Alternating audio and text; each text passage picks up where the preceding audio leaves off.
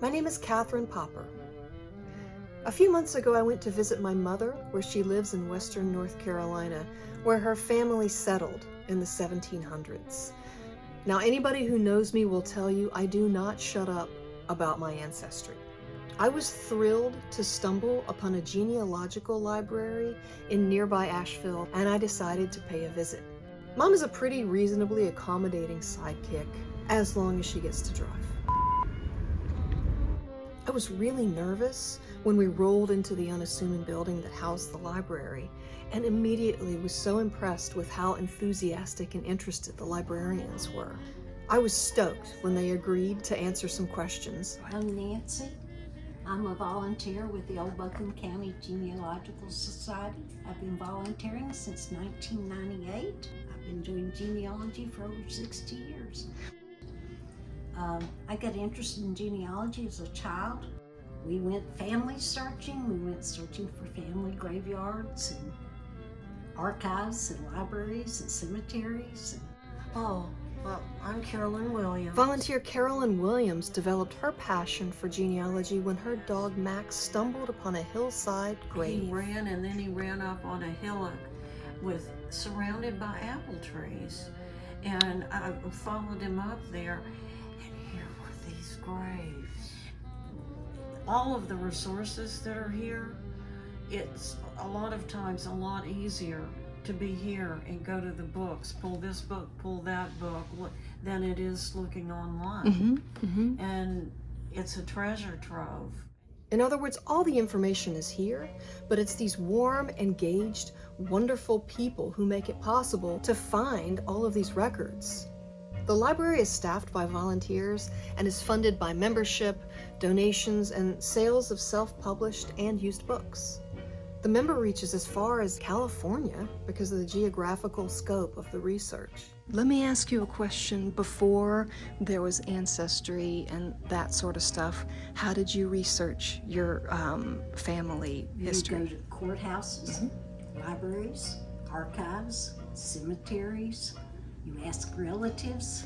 You write letters to people. You call people on the phone, and you just dig in the records. Mom was most concerned about paying for copies immediately so they didn't think we were stealing them. All right, well, We'll figure it out, but who's that? huh? Who's that? It's my grandfather and grandmother. And do you know who that is? No, Do you care who that is? not really.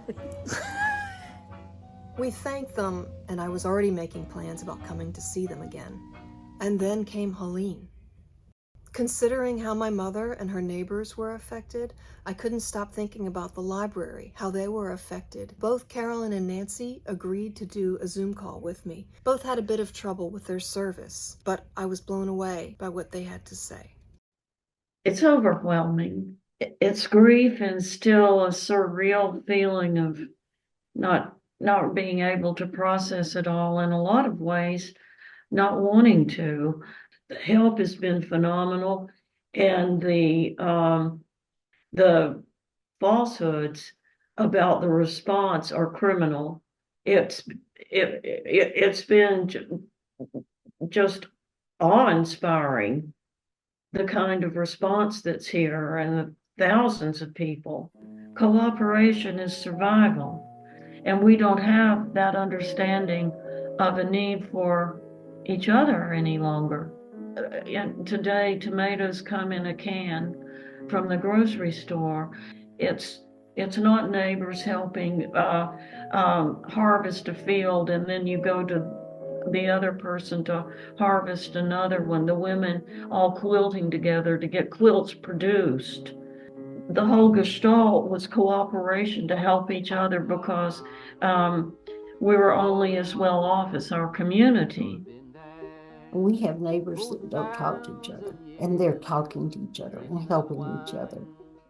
And people coming in, the supplies that have been brought in has just been amazing. Our neighbors and some of these people who we vehemently disagree with, our ancestors could have danced together. That's what the research does for me, is it makes the world sort of a smaller place. We will be back. And I would really suggest to everybody to check out your genealogical societies, your small libraries, your places where volunteers pour so much passion into their work. You never know who or what you might find. Drinking of the wine